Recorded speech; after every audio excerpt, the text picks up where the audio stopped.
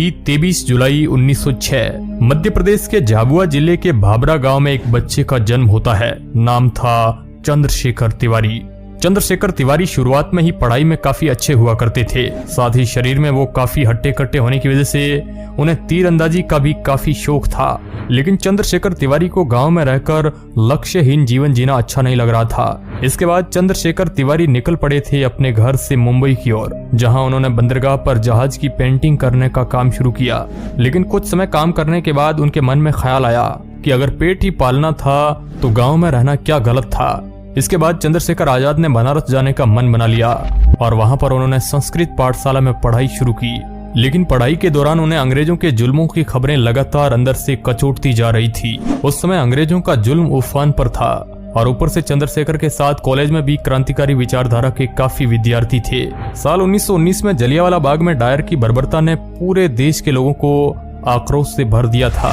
चंद्रशेखर आजाद पढ़ तो संस्कृत पाठशाला में रहे थे, लेकिन उनका मन अंग्रेजों की जुल्मकारी नीतियों से परेशान हो चुका था और साल 1920 में गांधी जी ने अंग्रेजों के खिलाफ असहयोग आंदोलन छेड़ दिया और ये मौका देखकर चंद्रशेखर आजाद ने भी असहयोग आंदोलन में कूदने का मन बना लिया। गांधी जी के असहयोग आंदोलन में चंद्रशेखर आजाद जब कॉलेज के अंदर धरना प्रदर्शन कर रहे थे और इस बात की खबर अंग्रेजों को लग जाती है तो कुछ ही देर में ताबड़तोड़ वहां पर ब्रिटिश पुलिस आ जाती है और इन विद्यार्थियों को गिरफ्तार कर लेती है। चंद्रशेखर के अलावा बाकी सभी स्टूडेंट क्रांतिकारी उम्र में काफी बड़े थे। उन सभी को कठोर कारावास की सजा सुना दी गई।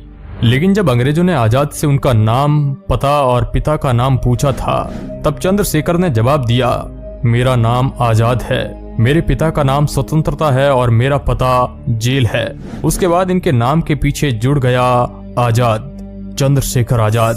लेकिन उस समय चंद्रशेखर मात्र 14 साल के थे, इसलिए उन्हें किसी कठोर कारावास की जगह 15 बेतों की सजा सुना दी थी, जिसमें ये बेत इतनी जोर से मारे जाते थे कि सामने वाले की चमड़ी उतर जाती थी, यहाँ तक कि शरीर का मांस भी फट जाता था। लेकिन चंद्रशेखर के आजादी के सपने के आगे ये सजा कुछ नहीं थी। उन्होंने इन बेतों को सहते हुए हर एक बेत पर वंदे मातरम का नारा लगाया था। लेकिन इसके बाद कभी भी चंद्रशेखर आजाद ब्रिटिश पुलिस के हाथ नहीं लगे थे। ये वो दौर था जब महात्मा गांधी अहिंसा के रास्ते से आजादी के लिए लड़ रहे थे, मगर चोरा चोरी हत्याकांड के बाद गांधी जी ने अपना आंदोलन वापस ले लिया था। इस बात से कई युवा क्रांतिकारी नाराज हो गए और उन्होंने एक अलग विचारधारा पर चलने का मन बना लिया। उन्हीं युवा क्रांतिकारियों में से एक थे चंद्रशेखर आजाद। इसके बाद चंद्रशेखर आजाद हिंदुस्तान रिपब्लिकन एसोसिएशन संगठन में शामिल हो गए, जो क्रांतिकारियों का ही एक संगठन था। मगर उस समय चंद्रशेखर आजाद की आर्थिक स्थिति भी ठीक नहीं थी। लेकिन आजाद को चिंता ये नहीं थी, बल्कि आजाद को चिंता थी भारत माता की। इसके बाद साल आता है 1925 का, तारीख थी 9 अगस्त। चंद्रशेखर आजाद और उनके साथी क्रांतिकारियों ने अंग्रेजों की एक ट्रेन में मौजूद खजाने को लूटने का प्लान बनाया। 8 डाउन पैसेंजर गाड़ी के दूसरे दर्जे के डिब्बे में चंद्रशेखर के 4 साथी क्रांतिकारी सवार थे। उन्हें यह काम दिया गया था कि उन्हें निश्चित स्थान पर जंजीर को खींचकर ट्रेन को रुकवा देना है और बाकी के लोग चंद्रशेखर आजाद के साथ उसी ट्रेन के तीसरे दर्जे के डिब्बे में सवार थे।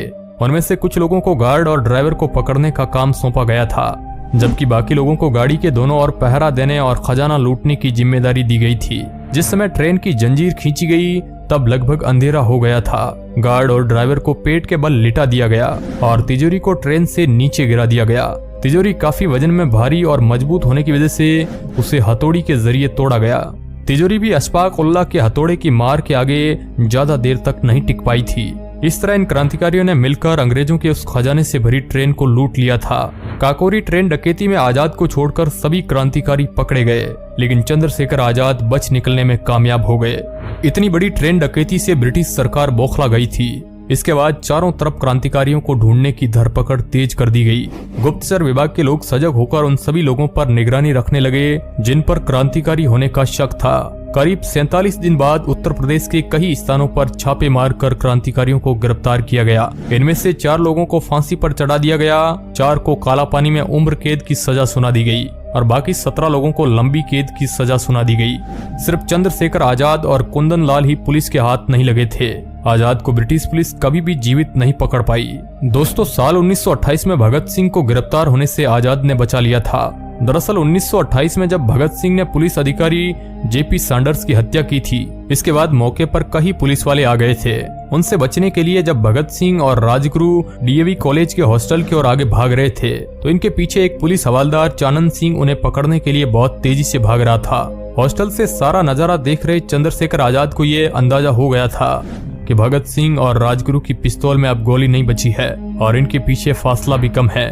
हवलदार चानन सिंह भागता हुआ उनके नजदीक पहुंचता उससे पहले ही चंद्रशेखर आजाद ने उनकी जांघ पर गोली चला दी और वो वहीं पर गिर पड़े और बाद में ज्यादा खून निकल जाने से उनकी मौत हो गई।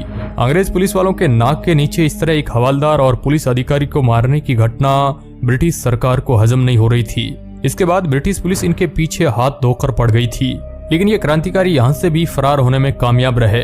चारों तरफ अंग्रेजों के बीच इन क्रांतिकारियों को पकड़ने को लेकर माहौल गरमाया हुआ था। इसके बाद असेंबली में बम कांड के बाद भगत सिंह अपने आप को अंग्रेजों के हवाले कर देते हैं। इस बात से चंद्रशेखर आजाद काफी दुखी हुए थे।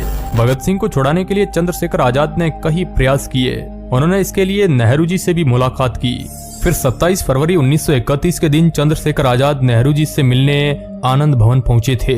चंद्रशेखर आजाद ने नेहरू जी से पूछा कि आजादी के बाद भी इन क्रांतिकारियों पर ये मुकदमे चलते रहेंगे या इन्हें माफ कर दिया जाएगा। इसके जवाब में नेहरू जी ने कहा कि नहीं, ये बाद में भी चलते ही रहेंगे। इसके अलावा भी कुछ बातचीत होती है। इस मुलाकात के बाद चंद्रशेखर आजाद अल्फ्रेड पार्क में चले जाते हैं। यहाँ पर आकर वे अपने क्रांतिकारी मित्र सुखदेव राज से मुलाकात करते हैं, लेकिन तब तक चंद्रशेखर आजाद की पहले से ही मुखबरी हो चुकी थी। आजाद की आदत थी कि जब भी उनका कोई ऐसा साथी पकड़ा जाता जो उन्हें या उनके रहने के स्थान को जानता था तो वे अपने रहने की जगह तुरंत बदल लेते थे और जरूरत पड़ने पर अपना शहर भी बदल लेते थे। शायद इसी वजह से कई लोगों द्वारा उनके मुखबरी होने के बावजूद भी उन्हें कई सालों तक अंग्रेजी सरकार ढूंढ नहीं पाई थी। जैसे ही वो उस दिन पार्क में बातें कर ही रहे थे कि तभी वहां पर पुलिस वालों की एक गाड़ी आकर रुकती है। गाड़ी को देखकर चंद्रशेखर आजाद को गड़बड़ होने का अंदाजा हो गया था। इसके बाद एक गोरा अफसर गाड़ी से उतरकर पिस्तौल दिखाकर इनसे पूछता है कि तुम लोग कौन हो और यहाँ पर क्या कर रहे हो।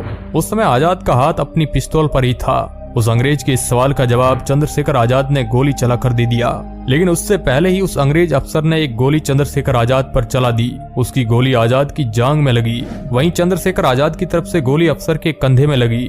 दोनों तरफ से ताबड़तोड़ गोलियां चलनी शुरू होती है। इसके बाद कई पुलिस वाले उस पार्क को चारों तरफ से घेर लेते हैं। चंद्रशेखर आजाद इसके बाद एक जामुन के पेड़ के पीछे छुप जाते हैं। यहाँ से आजाद अपने साथी को तो सुरक्षित भगाने में कामयाब हो जाते हैं, मगर आजाद खुद घायल अवस्था में पुलिस वालों का सामना करते रहे। लगभग 20 मिनट तक दोनों तरफ से गोलियां चलती रहती है। इसके बाद चंद्रशेखर आजाद को अंदाजा हो गया था कि पुलिस ने चारों तरफ से घेर लिया है और फिर चंद्रशेखर आजाद ने अपनी अंतिम गोली खुद को मार ली और ब्रिटिश पुलिस चंद्रशेखर आजाद को कभी जिंदा नहीं पकड़ पाई। चंद्रशेखर आजाद ने इस देश के लिए अपने जीवन का बलिदान दे दिया। जिस पेड़ के नीचे चंद्रशेखर आजाद शहीद हुए थे वहां हर दिन लोगों की भीड़ लगने लगी थी। लोग वहां पर फूल मालाएं चढ़ाने और दीपक जलाने लगे। अंग्रेज सरकार ने रातों रात उस पेड़ को जड़ से काटकर उसका नामो निशान मिटा दिया था और जमीन को बराबर कर दी। इसके कुछ समय बाद ही राजगुरु सुखदेव और भगत सिंह को फांसी दे दी गई। इस तरह युवा क्रांतिकारियों ने इस देश के लिए हंसते हंसते मौत को गले लगा लिया था, जिनकी शहादत को भुलाया नहीं जा सकता है। इन्हीं के बलिदान की वजह से भारत अंग्रेजों की गुलामी की बेड़ियों को तोड़ पाया था। तो दोस्तों, देश के ऐसे वीर सपूतों के बारे में कमेंट में जय हिंद जरूर लिखिएगा। धन्यवाद।